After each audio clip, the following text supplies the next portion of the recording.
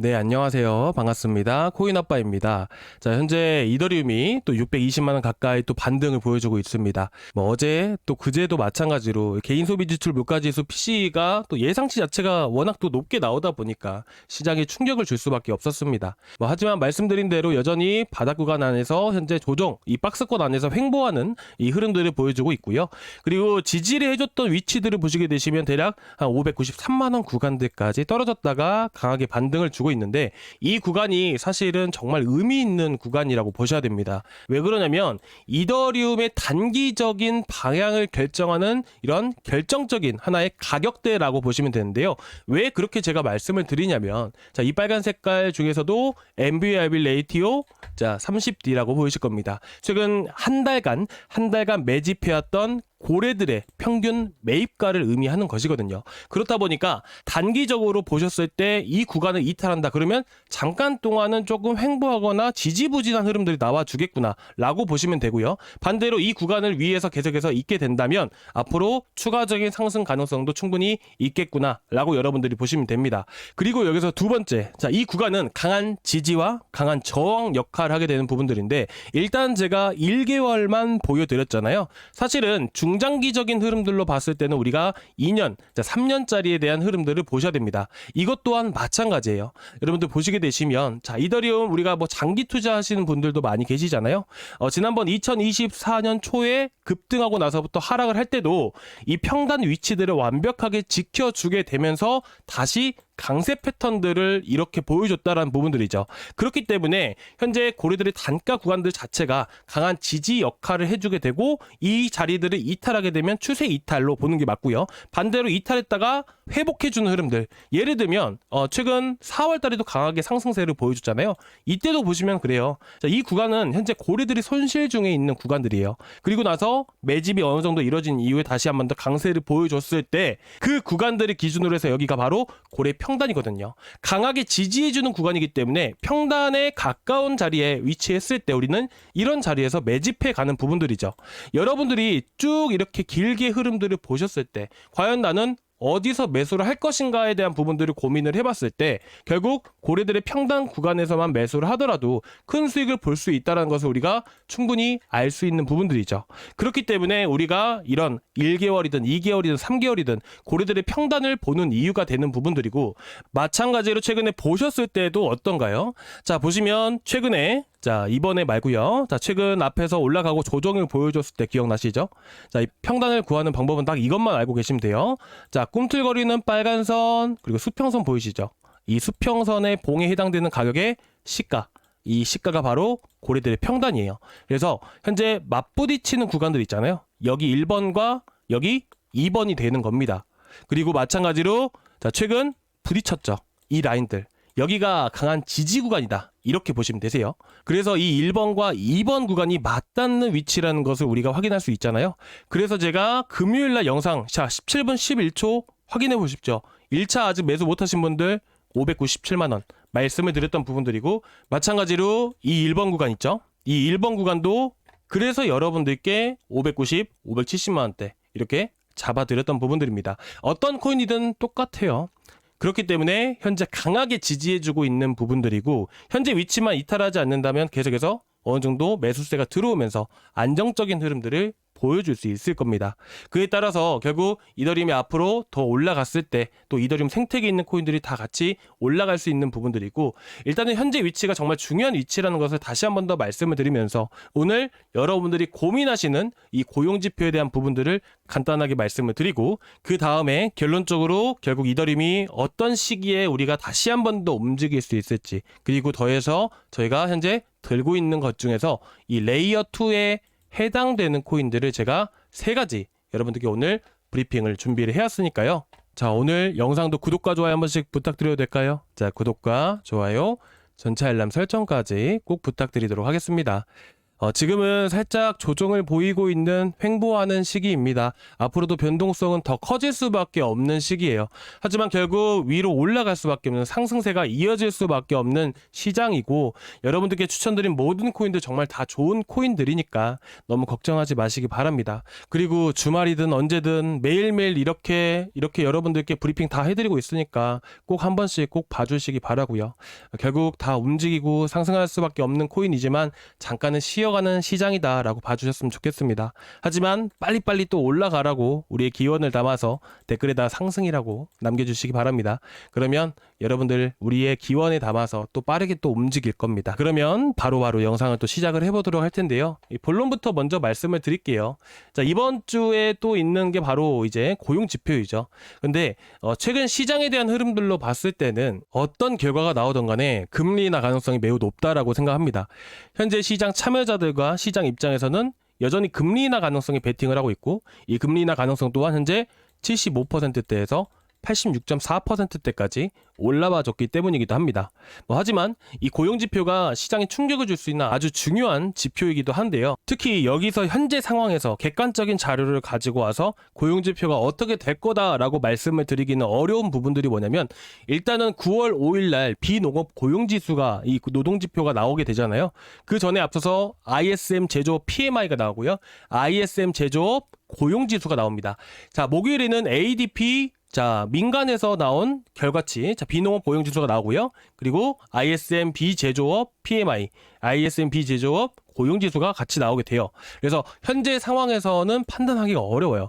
그리고 9월 2일날, 9월 4일날 어떤 지표가 어떻게 결과가 나오느냐에 따라서 앞으로 9월 5일날 고용지표가 어떻게 나올지 알 수 있는 부분들이라서 간단하게 여러분들이 2일날, 4일날 나온 지표들을 꼭 확인을 하자, 이렇게 여러분들이 보시면 될 것 같습니다. 하지만 너무나도 고용지표 자체가 높게 나오지만 않으면 됩니다. 일단은 전반적으로 봤을 때 8월 첫째 주, 둘째 주, 셋째 주, 넷째 주, 다섯째 주까지 해가지고 실업 수당 청구 건수가 매번 나오게 되죠. 근데 이 두 번째 주랑 그리고 마지막 주에 보게 되면 실업 수당 청구 건수가 좀 낮게 나와줬어요. 그래서 이번에 발표될 고용지표 자체가 8월 초에 나왔던 고용지표에 비해서 좀 더 좋게 나올 확률이 높습니다.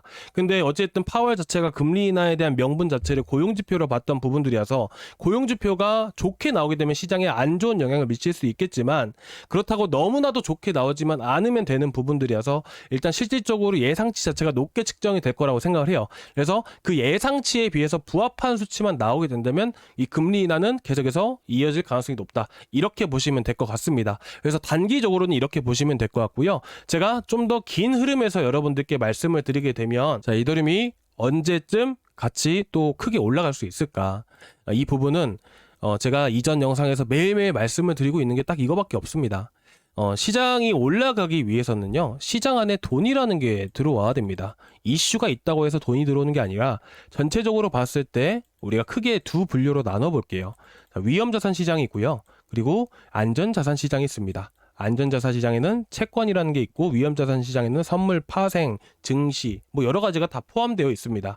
근데 시장 안에 유동성 자금을 이렇게 돈이 흘러가는 쪽이 위험자산 시장으로 흘러가야 이 암호화폐 시장이라는 게 그 안에 속해져 있는 부분들이고, 위험자산 시장으로 돈이 들어가야 암호화폐 시장도 결국에는 상승세가 이어나가는데, 이렇게 시장 안에 돈들이 만약에 안전자산 시장으로 흘러가게 되면 유동성 충격 때문에 시장이 흔들릴 수가 있게 됩니다.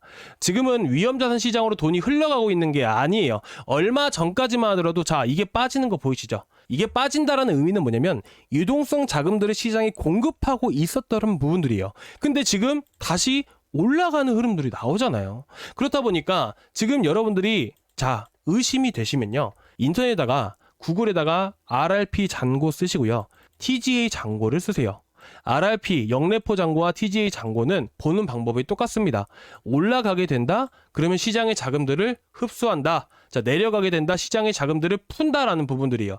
그렇기 때문에 여러분들이 이 영래포 잔고와 TGA 잔고를 열어보셔서 사실상 영래포와 TGA 잔고가 올라가는 상황에서 시장이 오를 때를 찾아보십시오. 단 한 번도 없을 겁니다. 그런데 여기서 제가 이거를 말씀드리는 이유는 결국엔 뭐냐면, 이 잔고가 올라간다는 것은 시장의 자금들을 흡수한다, 뭘 통해서 채권을 발행을 함으로써 T-빌이라고 하는 초단기 채권들을 발행을 합니다. 무려 1조 달러어치의 채권들을 발행을 한대요. 근데 아까 그 채권은 뭐라고 했죠?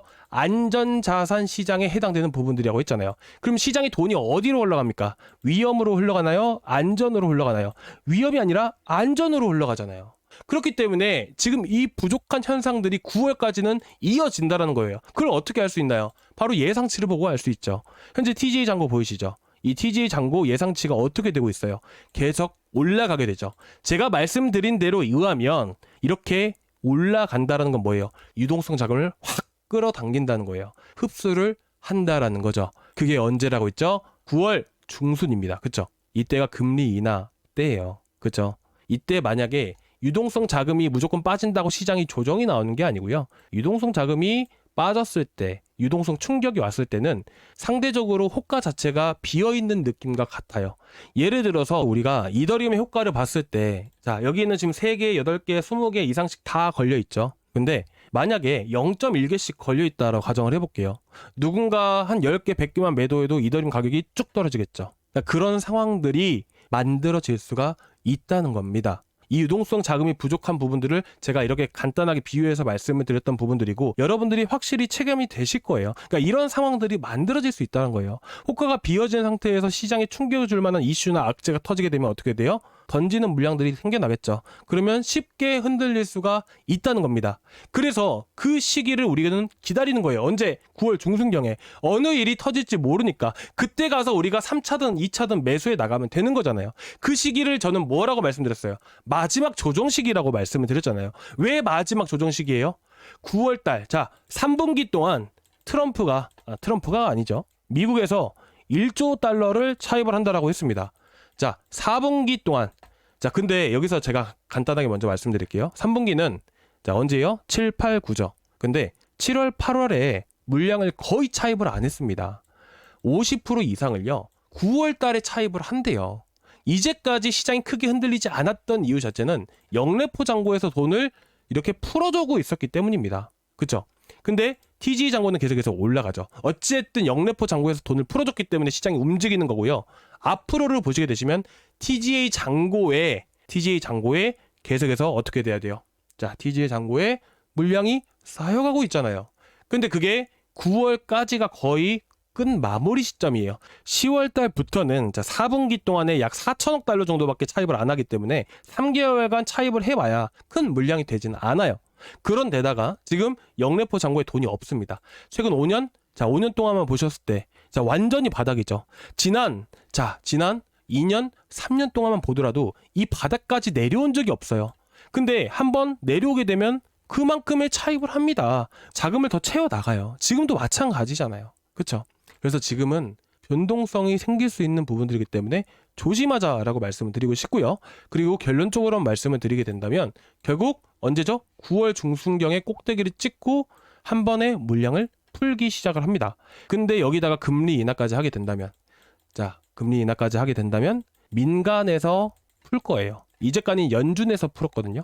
연준에서 풀었고요. 그 다음에 이제 민간에서 풀기 시작을 할 겁니다. 그렇게 되면 현재 이 꼭대기 찍었을 때가 저점일 확률이 높아요. 그래서 여러분들이 지금은 이때를 기다리셨으면 좋겠습니다. 걱정하실 게 하나도 없습니다. 아시겠죠? 자, 그리고 그러면 이제 9월 중순 조정 나와주고 그 다음에 한 번 더 크게 상승할 가능성이 높기 때문에 마지막 조정인 거고 그러면 우리는 이때 어떤 것들을 들어가야 되고 우리가 들고 있는 게 뭐가 있을까요? 자, 그 코인 첫 번째로 보셔야 되는 부분들이 뭐냐면 바로 레이어 2입니다. 자, 이더리움이 결국 시장을 주도하고 있는 건 확실합니다. 그런데 이더리움이 급등함에 따라서 단점이라는 게 하나씩 생겨나기 시작을 해요. 자, 지금 보시게 되시면 이더리움 가스비가 6월 24일 기준으로 해서 사상 최저치를 기록했다라고 합니다. 제가 쉽게 정리해서 말씀을 드릴게요. 이더리움이 상승을 하게 되면요. 자, 1일 트랜잭션, 자, 1일 거래량이라고 보시면 됩니다. 근데 우리가 흔히 쓰는 업비트나 이런 거래소의 거래량이 아니고요. 이 온체인 아니면 이제 블록체인 안에서 발생되는 거래량이라고 보시면 됩니다. 예를 들면 우리가 지갑에서 지갑으로 혹은 지갑에서 거래소로 보낼 때 자, 이런 경우를 온체인 안에서 지갑에서 물량을 보내는 부분들이기 때문에 이런 것들이 하나의 트랜잭션이 발생됐다. 이런 거를 이제 거래량이라고 보시면 돼요. 자, 이더리움이 상승을 하게 되면 이더리움 네트워크를 이용하는 사람들이 많아지기 때문에 일일 거래량이라는 게 증가를 하게 됩니다. 근데 여기서 발생되는 단점이라는 게 두 가지가 생기게 됩니다. 첫 번째로는 수수료가 높아지게 됩니다. 일을 처리해야 되는 많은 양들이 포함되어 있기 때문에 일을 처리를 할 때 이 가스비에 대해서 이렇게 얘기가 나오게 됩니다. 자, 근데 이 가스비 자체가 예를 들면 이런 거예요. 자, 내가 너네한테 1 이더리움의 가스비를 줄게. 이건 말도 안 되는 거예요. 그냥 가정에서 말씀을 드리는 겁니다. 1 이더리움의 가스비를 줄 테니까 이걸 빨리 처리해줘. 근데 어떤 사람이 2 이더리움을 준다고 합니다. 그러면 이 가스비가 높은, 입찰을 해서 가스비가 높은 순서대로 처리를 해주게 돼요. 그렇다 보니까 일반적으로 돈이 있는 사람들은 가스비를 높게 부르겠지만 그렇지 않은 사람들은 전체적으로 봤을 때 이렇게 처리 속도 자체가 느려질 수밖에 없겠죠. 높은 순서대로 해서 계속해서 보내다 보니까, 그쵸? 높은 순서대로 먼저 처리를 해주기 때문에 나머지 사람들은 늦어질 수밖에 없어요. 그래서 보니까 속도 부분에서 너무나도 느려졌다라는 부분들이에요. 두 번째로는 뭐가 있어요? 가스비가 올라갔잖아요. 가스비 상승. 그래서 아까 가스비 올라간다라고 했잖아요. 그렇죠? 이런 단점을 보완해 준 게 뭐냐면 바로 레이어 2입니다. 이더리움은 여기서 레이어 1이고요. 그래서 쉽게 말해서 레이어 1, 레이어 2로 봤을 때, 자, 삼성전자에서 핸드폰을 만든다. 그러면 삼성전자에서 모든 부품을 만드는 게 아니죠. 당연히 1차, 2차, 3차 벤더라고 하는 하청업체에서 물건을 받아와서 조립을 할 겁니다. 그러면 마찬가지로 삼성전자의 갤럭시가 많이 팔리게 되면 당연히 하청업체 1, 2, 3차 하청 1, 2, 3차 벤더들도 돈을 많이 벌 수가 있겠죠. 그렇기 때문에 사실상 삼성전자가 올라가서 1, 2차, 3차 벤더의 수익이 올라간다라는 부분들은 이더리움이 강세인 부분들에 따라서 레이어 2들이 수혜를 받고 올라갈 수 있다라는 부분들을 얘기하는 겁니다. 그런데 여기서 이 레이어 2도요. 어떻게 보면 이더리움에서 처리하는 처리량이라는 게 무한대로 늘어나는 부분들은 아니에요. 한도치가 있다 보니까 먼저 시장을 선점했던 레이어 2 안에서도 이런 레이어 2들이 뭐 처음에는 3개의 코인밖에 없다고 해볼게요. 그러면 이 한도가 100개 중에서 레이어 2가 3개 코인이니까 이 안에서 캐파를 나눠 갖겠죠. 근데 한도가 100개인데 한 10개의 코인이 생겨났어요. 그러면 이 캐파를 찾아왔던 애들도 원래는 33개씩 가져가다가 10개로 늘어가니까 10개씩 비중 자체가 나눠질 수밖에 없는 부분들이겠죠. 그래서 레이어 2에 대한 성장세가 한계점이 있다 보니까 레이어 2도 어쨌든 레이어 2 네트워크를 쓰는 부분들이기 때문에 이 안에서 생태계를 만들어 갑니다. 그래서 이 레이어 2 안에서도 이더리움 자체가 급등을 하게 되면 100개밖에 안 될까요? 자, 이더리움이 처리하는 트랜잭션 자체의 한도 자체는 계속해서 늘어나요. 근데 비중 자체가 줄어들 뿐 캐파 자체도 늘어나게 될 수밖에 없어요. 그래서 이더리움이 상승을 하게 되면 전체적인 레이어 2가 상승한다. 이렇게 보시면 되고요. 그 안에서도 이렇게 또 각자만의 생태계를 꾸려가면서 시장의 비중을 차지하고 있는 것들이 있습니다. 자, 그거를 지금 차차 하나씩 말씀을 드릴 건데 쉽게 그냥 보면서 말씀을 드릴게요. 자, 레이어 2. 자, 여기서 보셔야 되는 부분들은 일단 최근 한 달간 자, 유입되었던 자금의 흐름들이에요. 자, 보시면 아비트럼 보이죠? 베이스 보이죠? 최근 한 달입니다. 근데 전체적으로 보게 되면 현재 시장 안에서 레이어 2를 비중을 가장 많이 차지하고 있는 게 베이스입니다. 이 베이스는 뭐예요? 이 베이스는 코인베이스에서 만든 레이어 2 네트워크입니다. 이 레이어 2는 자, 어떤 기술을 활용을 하고 있냐면 OP 스택이라는 기술을 활용을 하고 있습니다.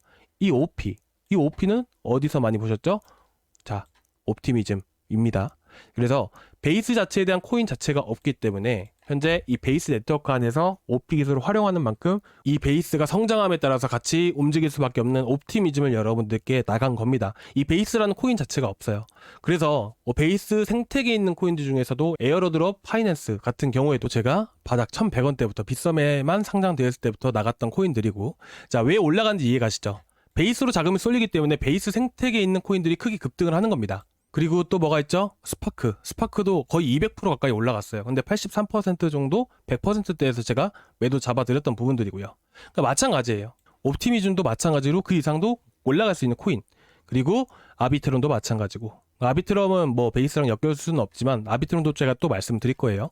그래서 베이스, 아비트럼, 스타크넷, 유니체인, 폴리곤 뭐예요 다?